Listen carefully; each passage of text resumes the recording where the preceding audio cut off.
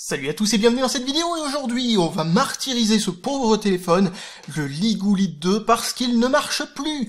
Alors faut savoir que ce téléphone a toujours été en panne quand je l'ai reçu, c'est le truc qui a été le plus démoli par DHL que j'ai eu. C'est juste une horreur, ils l'ont complètement démoli, l'écran tactile marchait pas bien, l'écran en bas était défoncé, il y avait deux petites parties où on voyait des belles traces blanches, parce qu'on voyait bien que ça a été hyper enfoncé, etc. Il y a aussi des trucs qui sont dessoudés à l'intérieur, qu'il a fallu que je repique ensuite avec un fer à souder, pour que ça daigne reconnaître ma carte SIM notamment, enfin des trucs absolument immondes qu'il y a eu sur ce téléphone. Et pourtant j'ai quand même réussi à en faire un test, tout simplement, parce qu'il est très similaire au Ligoo Lead 1, en dehors de la résolution de l'écran, la taille de l'écran, et bien entendu l'autonomie, parce que un écran plus petit, un écran qui a une résolution plus faible, consomme moins, donc du coup ça a augmenté l'autonomie du téléphone. Alors ce téléphone, c'est un téléphone, vous savez, qui est pas forcément extrêmement solide. J'ai pu remarquer un peu plus tard que, après mes vidéos, par rapport aux commentaires que laissaient certaines personnes, etc., que Ligoo avait tendance à être peut-être la marque la moins fiable en matière de solidité des téléphones, c'est-à-dire qu'en fait, le téléphone est trop souple, quoi, il a trop de problèmes, etc. Alors maintenant qu'il ne marche plus, en fait, c'est juste que l'écran n'affiche plus rien, mais sinon le tactile fonctionne, comme vous pouvez peut-être l'entendre. Voilà, j'ai déverrouillé le téléphone et là je suis en train de monter et baisser le volume. Donc voilà, c'est assez spécial. Mais le téléphone continue à fonctionner, mais c'est juste qu'il y a une petite bobine dedans, une toute petite bobine, qui a cédé en fin de compte, parce qu'elle a été brisée en fait. C'était déjà un miracle qu'elle continue à fonctionner. Et donc du coup, voilà, elle a fini par céder complètement et l'écran n'affiche plus rien. Au départ, il affichait des grosses lignes, etc. Et petit à petit, il n'affichait plus rien. Voilà, donc ça c'est un téléphone complètement mort, je peux pas facilement le réparer, etc. Donc je sais qu'il y a des gens qui sont un peu émotifs, qui, comme moi d'ailleurs, parce que c'est un peu un de mes défauts, ont beaucoup de compassion pour les objets, disons. C'est-à-dire qu'en fait, ça a beau être un objet, etc., on va pas le torturer, etc. Ah, ça me fait mal au cœur quand je le vois se faire casser en deux, plier, ou je sais pas ce que vous voulez. Enfin, vous voyez ce que je veux dire, quoi. Ça a tendance à chagriner certaines personnes. Donc si vous aimez pas voir ce genre de vidéo, ne la regardez pas. En tout cas, je vous assure que je ne peux plus rien faire sur ce téléphone avant de faire ça. Donc du coup, je peux plus rien faire, je veux dire, pour le réparer, ni pour l'utiliser, et c'est irréparable, quoi. Donc je ne ferai pas ça sur un téléphone qui fonctionne bien, les drop tests et tout ça, c'est des trucs que j'aime bien regarder parce que ça donne vraiment une bonne impression du téléphone, mais moi le faire moi-même, à chaque fois que je vois ces machines en parfait état de fonctionnement se faire casser, bien entendu ça fait un peu mal au cœur, mais bon, c'est pour la bonne cause, c'est pour savoir ce que ça vaut. Donc comme je le disais, les Ligoo ont tendance à faire partir je veux dire plutôt, qu'est-ce que je raconte, des téléphones qui ont l'air les plus fragiles du type téléphone chinois qu'on peut trouver. Les cubots, etc. sont notamment beaucoup plus rigides et la vitre est beaucoup moins exposée au niveau des coins. Donc c'est un bon point. La colle qu'ils utilisent pour coller l'écran, parce que oui, ça c'est un autre problème qu'il y a eu à cause de DHL, mais qui aurait pu se produire aussi avec l'âge, mais qui a été vraiment rapide avec DHL, c'est que le scotch qui sur les contours, notamment sur les contours là où c'est le plus fin, ici là, a tendance à se décoller tout seul avec tout simplement quand on tord le téléphone. Vous voyez qu'on peut le tordre comme ça là. Alors ça c'est un truc que je vais faire pour la première chose que je vais tester sur ce téléphone, c'est le tordre. Et comme vous le voyez là, je l'ai tordu d'ailleurs façon iPhone 6 Plus. Comme vous le voyez, il est tordu de telle manière qu'il revient pas à sa place. Il a pris un drôle de, un drôle de d'angle, disons. D'ailleurs très, putain, ouais. Il a exactement le même problème que l'iPhone 6 Plus. À cet endroit-là, vu que c'est un peu plus fragile, vu qu'il y a le bouton qui passe à travers, c'est à cet endroit-là que ça se plie. Exactement le même problème. Tiens, ça c'est étonnant ça. Donc pourquoi pas. Je dis pas ça pour blâmer l'iPhone 6 Plus, je dis juste ça parce que c'est incroyable de similarité. Et oui, en effet, le reste est beaucoup plus rigide. Donc au niveau de la pliure, même problème que l'iPhone 6 Plus, assez intéressant. L'écran par contre, c'est pas décollé plus que je le pensais. Je pensais que ça aurait fait sauter la colle de l'écran, mais non. Donc la colle de l'écran est plus puissante que je le pensais, pourquoi pas. Donc ok, donc ça déjà c'est un bon point. Ensuite, qu'est-ce qu'on peut voir d'autre? Alors il y a la batterie aussi qui rigidifie le téléphone à cet endroit-là. Pareil pour l'iPhone d'ailleurs. La batterie a tendance à rigidifier à l'endroit où elle se situe, alors qu'au niveau des composants, là où il y a le PCB, etc., ça a tendance à être beaucoup moins solide. Donc un autre truc qu'on va voir, là il y a le protège-écran qui était donné d'origine, on va voir si c'est facile de rayer le protège-écran. Alors amusons-nous avec une clé, on va voir ce que ça fait. Donc hop hop hop, tac tac tac, on essaye dans l'autre sens, on va voir ce que ça donne au niveau des rayures. Donc au niveau des rayures, sans surprise, le protège-écran protège l'écran, ça c'est clair, mais au niveau de ce qu'il donne à l'intérieur, voilà quoi, en gros, je sais pas si vous arrivez à les voir, mais oui voilà, là vous les voyez bien, mais toutes ces rayures, tous ces trucs, ça ne partira pas a priori, hein. Alors là je viens d'appuyer en ligne droite comme un fou contre ce truc là. Et bon, ah oui, en fait, j'ai peut-être oublié de vous montrer un truc, c'est que le téléphone marche encore, hein, ça je vous l'ai peut-être montré, je sais pas, mais un truc que je vous ai pas montré, c'est ça, vous voyez, ça c'est un des défauts des téléphones Ligoo, c'est que c'est trop flexible sur la vitre de devant, enfin la vitre de devant, il y en a qu'une, hein, on n'est pas sur un iPhone 4, donc vous voyez ce que ça fait, quoi. Ça c'est un des trucs que l'on voit pas sur beaucoup de téléphones, mais vraiment le LCD est trop peu protégé, quoi, tout simplement. Donc, sinon, bah voilà, je viens de faire une grosse balafre, et bizarrement, ça a décalé le protège-écran de telle manière que ça a fait une grosse bulle sur le contour du truc. Bon, ça n'a pas traversé le protège-écran, donc même en appuyant comme un malade avec quelque chose, du moment que c'est pas un cutter, a priori, ça protège l'écran, donc le protège-écran, pas de problème. Bon, c'est un protège-écran tout ce qu'il y a de plus standard, hein, c'est le même que ce que vous pouvez trouver sur n'importe quel autre téléphone chinois, ça. Donc voilà, bon, c'est pas un protège-écran, vous savez, avec une matière qui comment dire, absorbe les rayures, comme il peut exister. Donc vous savez qu'en gros, c'est rayé, et puis au bout d'un moment, plusieurs jours plus tard, poup, les rayures disparaissent. Ça serait bien que en Chine, ils développent à grande échelle ce genre de protège-écran, qu'ils les fournissent avec tous les téléphones ou ce genre de truc, parce que ça serait un bon argument, parce que ça doit pas coûter si cher à faire que ça, même si ça doit coûter plus cher qu'une membrane basique en plastique. Donc voilà, alors ça, j'ai fait tout ce que je pouvais à ce propos. Donc maintenant, ce qu'on peut essayer de voir, donc un truc que je sais déjà, c'est grâce à DHL, en appuyant là, ça a l'air de d'appuyer trop fort sur la carte derrière, parce que elle est là, la carte mère, elle se trouve justement dans cet emplacement là, et là quand on appuie là-dessus, ça s'enfonce trop et ça vient appuyer sur les composants en dessous, et c'est comme ça que ça a cassé une soudure, enfin elle est peut-être mal faite d'origine cette soudure, j'en sais trop rien, mais enfin en tout cas en dessous de cet endroit là il y avait des soudures qui étaient mal faites, et c'est en dessous de cet endroit là aussi qu'il y a un composant qui a été brisé, donc sincèrement, là, à cet endroit-là, il y a un petit problème, c'est que c'est trop flexible, et ça appuie contre les composants, et ça risque de casser des trucs, notamment cette fameuse bobine qui fait que l'écran ne marche plus, qui est quasiment impossible à dessouder, étant donné que c'est un tout petit CMS, hein, c'est vraiment des trucs microscopiques, et c'est entouré de plein d'autres composants beaucoup trop gros. Si je m'amuse à remplacer ce truc-là, bien entendu, ça cassera tout le reste. Donc maintenant, ce que je vais faire, c'est que je vais le faire tomber, et on va voir ce que ça donne en le faisant tomber de différentes hauteurs pour voir si des trucs se cassent, si l'écran se casse notamment, et avec quelle facilité il se casse. On va le faire tomber sur différentes faces, sur les côtés, sur différents côtés, quoi, tout simplement. Deux faces comme ça et deux dos pour voir ce que ça donne et voir s'il se brise facilement. Alors pour l'instant absolument rien à part une intense poussière, mais sinon il est tombé de dos et il s'est retourné sur sa face, donc ça c'est assez étonnant. Bon, il est bien tombé à plat là cette fois-ci, et il s'allume encore, il s'est même pas éteint, donc bon, pourquoi pas, enfin quand je dis il s'allume encore, hein, ce qui lui reste en fait, donc ça a même pas décroché la batterie, étonnant. Donc maintenant ce qu'on va faire, c'est qu'on va le faire tomber sur les côtés, on va voir ce que ça donne. Encore une belle gamelle, et c'est rien passé, donc je vais essayer d'autres trucs.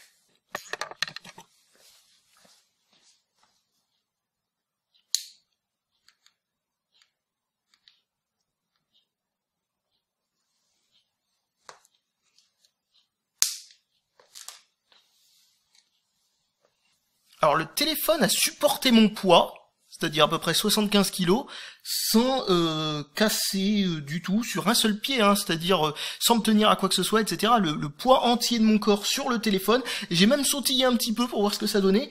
Alors problème, il ne s'allume plus. Mais au niveau de la vitre, ça a pas cassé bizarrement. Alors je devais pas appuyer assez longtemps sur le bouton power, mais en fait il s'allume encore, donc il s'est juste éteint pendant le truc, et maintenant il remarche, donc bon, ok. Alors maintenant, je vais le faire tomber au-dessus à peu près de hauteur de tête.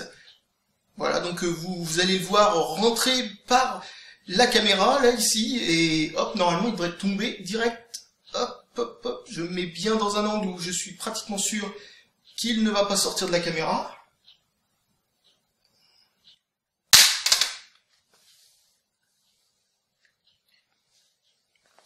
Alors, de hauteur, de tête, le choc est beaucoup plus violent, comme vous pouvez le constater. Et ça a fait beaucoup de bruit, ça a même ouvert le truc, ça a déplacé la batterie. Donc je suis parti pour remettre ça dedans. Et un autre truc que je viens de voir, le choc a été bizarrement absorbé. Et ça a, comment dire, j'ai vu le bout de métal, là, qui est sur le côté, bouger. Ça... Ah non, ça a pété les pas de vis sur le côté du plastique, ici. Donc ça, c'est amusant. Donc ça a pété les pas de vis sur le côté du plastique. Ok, d'accord, pourquoi pas. Ça, c'est amusant de voir le téléphone se déglinguer petit à petit, mais à des endroits qui sont pas forcément cruciaux, même si ça rend le téléphone un petit peu mou. Ça, c'est... Bon, bah, je vais reclipser tout ça. Et rallumer, enfin, voir s'il se rallume en tout cas. Bon, alors il a plus l'air de se rallumer, mais on va continuer, hein, parce que cette saloperie de vitre n'est toujours pas pétée, hein, c'est incroyable. Donc visiblement, le point faible de ces trucs-là, que je pensais être la vitre, c'est en fait pas du tout ça. En fait, c'est plutôt comment dire, à ce niveau-là, les composants sont pas du tout isolés, ça appuie dessus. Donc ça doit être un problème qu'il doit y avoir vraiment spécifiquement avec ce truc-là. Peut-être aussi que la partie tactile... Enfin, en tout cas, ce qu'on peut quand même deviner, c'est imaginer à quel point ça a été mal. Bon, j'essaye de trouver le mot. Enfin, en tout cas, la précaution qu'il n'y a pas eu lors du transport par DHL. Je sais pas si vous vous rendez compte à quel point ils ont été peu précautionneux. Vous vous rendez compte? J'ai plus de dégâts qui ont été faits par DHL que des dégâts que j'ai pu faire même en essayant de les faire volontairement, ces dégâts. Donc je comprends pas, c'est assez incroyable. Donc maintenant on va essayer de le faire tomber face la première comme ça, à hauteur encore une fois de tête. Enfin en tout cas à peu près un petit peu plus au-dessus de ma tête quoi. Alors là directement de face. Ah, on commence à voir quelque chose. Donc là, il y a un truc qui s'est passé dans le LCD. Regardez, peut-être que vous ne le verrez pas, c'est assez difficile à voir, encore une fois. Je vais essayer de trouver de la lumière. Alors, je sais pas si ça aide. Ouais, si, ça aide. Regardez ici, on dirait que le LCD, il y a une partie du LCD qui s'est décollée du reste. Donc logiquement, si ce truc pouvait encore s'allumer, ici on n'y verrait plus rien. Là il y aurait enfin on n'y verrait plus rien. Il y aurait une grosse déformation de l'image à cet endroit-là, genre par exemple tout deviendrait violet, peu importe. Enfin ça dépend beaucoup. On sait pas trop ce qui se serait passé, mais en tout cas visiblement la vitre s'est pas pétée, mais le LCD lui en dessous a l'air d'être pété. Je crois que c'est une fracture hein, qu'il y a dessous. Donc bon, ok, donc on commence à voir les limites de la solidité de ces téléphones-là, enfin en tout cas de celui-là, qui est pourtant, comme je le disais encore une fois, l'un des plus souples du monde. D'ailleurs, comme je vous le disais, le problème de la souplesse de la vitre de l'écran, eh bien là, elle se voit très bien, parce que au lieu que ce soit la vitre qui a pété, eh bien c'est le LCD en dessous qui a pété. J'aurais préféré que ce soit la vitre, sincèrement. Un truc que je n'avais pas vu, mais c'est bon, enfin, on l'a. La vitre s'est décollée du reste du plastique. Alors qu'elle était déjà mal collée à l'origine, mais comme vous le voyez, elle s'est décollée. Et en effet, c'est bien ce qui s'est passé, hein. Le LCD, il s'est feuilleté. C'est-à-dire qu'en gros, la partie réfléchissante du LCD, etc., s'est séparée du reste, etc. Donc le LCD est complètement mort. Là, il peut peut-être encore s'allumer, j'en sais rien, mais la seule chose qu'on verra, c'est une vibration et rien du tout. Logiquement, il est complètement foutu maintenant. C'est beaucoup mieux que je l'aurais cru. Donc certes, les transports, enfin voilà quoi, ils traversent la moitié du globe dans une toute petite boîte, mais ils ont été conçus pour, visiblement. Même sauf si les Ligou, franchement, seraient... Si j'avais eu un Cubot X6, par exemple, HS, à tester, je pense qu'il lui aura fallu beaucoup plus que ça pour qu'il commence à déconner ce genre de truc. Là, celui-là, ben voilà quoi, comme je le disais, un peu trop souple. Son point faible est visiblement à cet endroit-là, hein, comme je le disais disais, cette chose-là fait un appui très fort contre les composants en dessous, ça déforme la carte mère, ça casse des trucs, c'est vraiment très mauvais. Par contre, franchement, le reste, aucun problème. Et donc, d'ailleurs, ça me fait dire un truc, mais quand vous avez une boursouflure comme ça de la caméra à l'arrière d'un téléphone, bah, ça peut être une indication, un truc que j'aurais jamais cru, comment dire, un truc que j'aurais jamais pensé si j'avais pas eu ce téléphone entre les mains et que j'avais eu ce genre de problème, mais ce genre de boursouflure, ça fait qu'il y a qu'un seul point d'appui sur l'arrière du téléphone. Donc quand il tombe sur l'arrière, au lieu de tomber sur l'intégralité de la plaque, quoi, et donc répartir la force du choc, eh bien ça tape directement là, et ça concentre le choc intégralement sur cette partie-là, ce qui est très très très mauvais. Et donc du coup, si vous voulez un téléphone solide, essayez d'en trouver un où ça dépasse pas beaucoup, ou que ça dépasse pas du tout même au niveau de la caméra. Donc voilà, ça c'est un truc auquel j'avais jamais pensé. Et surtout, comme je le disais, hein, la ferraille, je le dis dans plusieurs vidéos, mais la ferraille, eh bien ça se tord, hein, bien entendu. Et donc du coup, si on veut un téléphone qui voilà quoi, qui a moins de risques à ce niveau-là, vaut mieux en prendre un tout en plastique parce que ça absorbe mieux les chocs aussi. Étant donné que le plastique c'est mou, donc ça transfère une partie du choc dans le rebond, donc c'est pas une mauvaise chose. Bon, eh bien je suis toujours pas totalement satisfait de mon essai de destruction complète du Ligou League 2. Bon, on pourra dire quand même que c'est suffisant parce qu'on a réussi à faire en sorte qu'il ne démarre plus et que le LCD a priori est brisé. Alors peut-être que c'est pour ça qu'il démarre plus, hein, ça se trouve il démarre toujours, mais bon, il a aucun moyen de nous le dire. Ce que je veux savoir, c'est comment se comporte la vitre face aux rayures. Donc la vitre en elle-même, hein, pas le protège-écran. Donc j'enlève le protège-écran, et ce que je vois, c'est que à travers le protège-écran, ça n'a pas fait de rayures, donc justement le protège-écran a bien protégé mon truc. Donc je reprends ma clé, et je vais essayer encore une fois de frotter comme ça, de manière assez, bon, sans appuyer beaucoup, hein, juste comme ça. On va voir ce que ça aura donné. Donc est-ce que la vitre est convenable ? A priori, ça n'a rien fait du tout, même pas une petite éraflure. Donc je vais appuyer un peu plus. J'ai rien remarqué, alors bon, on va essayer d'appuyer un peu plus fort maintenant. Bon, et bien jusque là, j'arrive à rien, donc je vais essayer avec quelque chose d'un peu plus puissant, on va dire. Allez, hop. Eh ben dis donc, ça a fait aucune rayure. Putain, mais c'est quoi qu'ils utilisent, une sorte d'imitation Gorilla Glass ou quoi? En tout cas, c'est bien réussi leur truc, hein. Ils ont peut-être pas le droit d'utiliser le nom Gorilla Glass, mais c'est du même niveau. Bon, maintenant, on va y aller, mais sérieux, quoi. Voilà. Et toujours rien. Étonnant, mais bon, c'est vachement résistant comme truc, ce qu'ils nous ont mis là-dessus. C'est bon, ben... Et comme c'est pas un téléphone qui est fait avec des composants particulièrement spéciaux par rapport à d'autres téléphones, eh bien, a priori...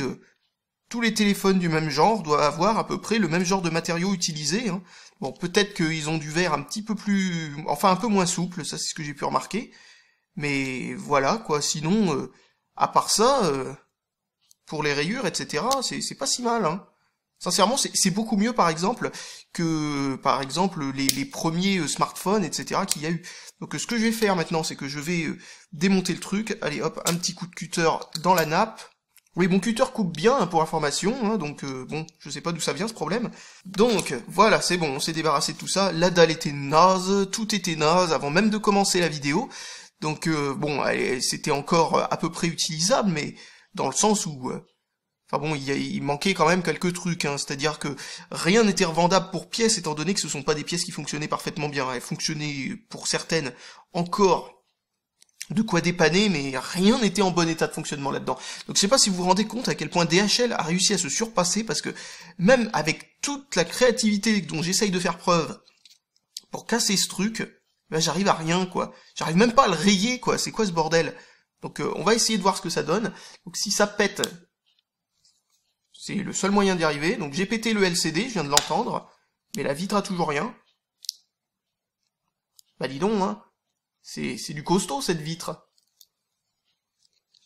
On va faire ça dans l'autre sens, comme ça pètera pas dans ma gueule, mais vers l'extérieur. Parce que j'ai rien pour me protéger. Tiens, je vais mettre un truc pour me protéger, tiens, d'ailleurs. Voilà, c'est bon. Je devrais être protégé, j'ai mis quelque chose entre moi, et là, je peux voir le truc qu'avec le viewfinder. Excusez-moi si ça pousse la caméra, par contre. Allez. Je devrais mettre des gants pour faire ça, je crois.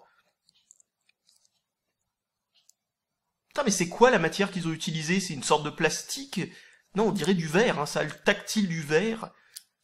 Mais bon sang, c'est du solide. Hein. Bon, comme je le disais, hein, l'écran s'est feuilleté lors d'une chute. Comme vous le voyez, c'est ça que je veux dire par feuilleté, hein, c'est-à-dire que, en gros, on a les différentes couches de l'écran qui se sont détachées les unes des autres. A priori, quand ça a fait ça, c'est mort, hein, c'est complètement mort. Vous voyez, c'est pour ça que je dis feuilleté, hein, c'est très imagé parce que, comme vous voyez, c'est des petites feuilles que nous avons du LCD là. Donc hop, je suis en train de virer tout ce qu'il y a. Donc l'écran est collé à la vitre, comme sur pratiquement tous les téléphones. Malgré tout, ça reste beaucoup plus facile à décoller que sur certains autres téléphones, parce que suffit de chauffer la vitre et logiquement ça s'en va. Mais bon, après, pour trouver un écran de rechange sans acheter un téléphone entier de chez Ligou, faut quand même le faire. Bon, ça va finir par se péter. Putain, mais le LG G2, lui, il se casse, mais en rien du tout, quoi. C'est juste un truc de dingue. Regardez, voici le reste du LCD. Voilà. Comme vous voyez, il est pété à multiples endroits. Hein. C'est complètement pété. Hein. Et bien entendu, le fait de l'avoir arraché a encore pété un peu plus le LCD. Vous voyez, c'est devenu fragile, le LCD, par rapport à la vitre. Ah merde, j'ai des cristaux liquides plein les doigts. Bon, bref. Je pense à bien me laver les mains après ça. C'est bon, j'ai réussi à péter la vitre. Putain, elle est ultra solide, cette putain de vitre. C'est un truc de dingue. Et en plus, elle est pas plus épaisse que celle du LG G2, qui est pourtant du Gorilla Glass 2. Et bon sang, qu'est-ce qu'il est dur à péter, ce truc-là, alors que c'est du no-name, quoi. Si ça se trouve, c'est du Gorilla Glass 3 rétro-ingénieré ou un truc comme ça, mais c'est incroyable. En plus de ça, ma crainte qui était que plein de petits éclats de vitres partent dans tous les sens à une vélocité incroyable et surtout très loin de moi, c'est-à-dire jusque dans mes yeux ou ce genre de truc, était totalement infondé parce que, vous voyez, ça fait bien des éclats, mais ils sont pas partis loin, hein, malgré l'intensité de la casse. Ils sont restés dans même pas 20 cm de l'endroit où c'était pété. Donc voilà, franchement... je suis impressionné, hein. Pourtant c'est un des téléphones, comme je le disais, les plus fragiles venant de Chine que j'ai pu avoir entre les mains, et malgré tout, bon sang, pour que l'écran se pète, faut le faire. Hein. Bon, sincèrement, le problème de design de ce téléphone, ce sont pas la qualité des pièces, hein. Comme vous avez pu le voir, la qualité des pièces est assez bonne, c'est juste, comme je l'ai dit, le fait qu'il y a un manque de protection entre cette partie-là et la carte mère qui est juste en dessous, ce qui fait que ça appuie à cet endroit-là et ça peut péter des composants en dessous, c'est un peu bête, mais sinon, en dehors de ce problème-là, qu'il y a pas forcément que sur ce téléphone, mais en tout cas qu'on voit relativement rarement, ce téléphone est vraiment, vraiment très solide, hein. Franchement, les chutes, etc., en dehors des grosses pressions comme il y a dû y avoir chez DHL, qui ont dû appuyer sur le colis de manière complètement déraisonnée, là franchement je vois pas du tout comment faire, quoi. C'est assez incroyable. En plus de ça, ça s'est pété sans que des morceaux se barrent dans tous les sens, etc. Tout reste à peu près au bon endroit. Donc si ce truc-là se pète, logiquement, ça doit être encore tactilement utilisable, je suppose, étant donné qu'il n'y a pas des gros morceaux qui s'en vont. Et en plus de ça, ça reste... voilà, bon, il y a des petits morceaux qui se casse, etc. Mais là, c'est quand même une cassure exceptionnelle, là, ce que j'ai fait. Habituellement, ça tape sur un coin et ça fait une fracture, et j'ai pas réussi à le faire, hein. C'est dingue à quel point c'est solide. Alors que pourtant, il a pas de gros rebord tout autour, il a même pas 1 millimètre de rebord tout autour du truc, mais ça suffit pour pouvoir protéger les coins, et quand il tape contre la façade ou ce genre de truc, ça pose aucun problème, visiblement, et de dos non plus, ça pose aucun problème. Donc, sincèrement, au niveau de l'écran, rien à dire, hein. Bon, bien entendu, le LCD en dessous se brise plus vite que la vitre. Ça, c'est étonnant. Habituellement, c'est l'inverse qui se produit. Mais là, voilà, nous avons un truc qui est particulièrement bien. Et en plus de ça, j'ai pas réussi à le rayer. Donc, je vais encore reprendre un endroit qui est assez... en appuyant très fort dessus, j'ai réussi à faire en sorte, non pas de le rayer, mais de faire en sorte qu'une fissure se fasse entre l'une des cassures. Donc, ce que je vais faire, c'est juste, je vais appuyer à un endroit qui est intact. Je vais essayer de faire une bonne rayure. Voilà, je vais voir s'il y en a une. J'ai réussi à faire une très légère rayure, mais alors vraiment, c'est pas le genre de rayure qui fait, vous savez, une sorte de problème à l'image. Vous voyez, ça fait une sorte de déformation des couleurs, etc. sur une petite ligne. Là, c'est juste une rayure très très très légère qu'on voit que quand l'écran est éteint. Donc, sincèrement, franchement, impressionné, hein, impressionné. Je m'attendais pas du tout à ça parce que je m'attendais au contraire à un truc qui soit pas du tout représentatif des téléphones chinois en matière de qualité. Bon, déjà, c'est pas représentatif, mais malgré tout, ça vous montre que c'est globalement plus solide que la plupart des téléphones de grandes marques que j'ai pu voir jusque-là. Alors que comme je l'ai dit encore une fois, ce truc-là est l'un des plus fragiles que j'ai pu avoir. Donc bon, ok, bah incroyable. Bon, bah, j'ai plus qu'à vous dire salut à tous, et à la prochaine, et encore une fois, je sais pas ce qu'a foutu DHL pour réussir à le casser, quand je vois les efforts qu'il a fallu que je produise pour réussir à ne serait-ce que faire une rayure, ou faire en sorte que le téléphone ne s'allume plus, quoi. Et franchement, au bout de 6 chutes, dont 3 à hauteur d'oreille, franchement, faut le faire, hein. Et en plus de ça, avec le téléphone qui a déjà été fragilisé en grande partie par le fait que je l'ai tordu, et ce genre de choses, quoi. C'est incroyable à quel point il a bien résisté contre toute attente. Bon allez, salut à tous et à la prochaine!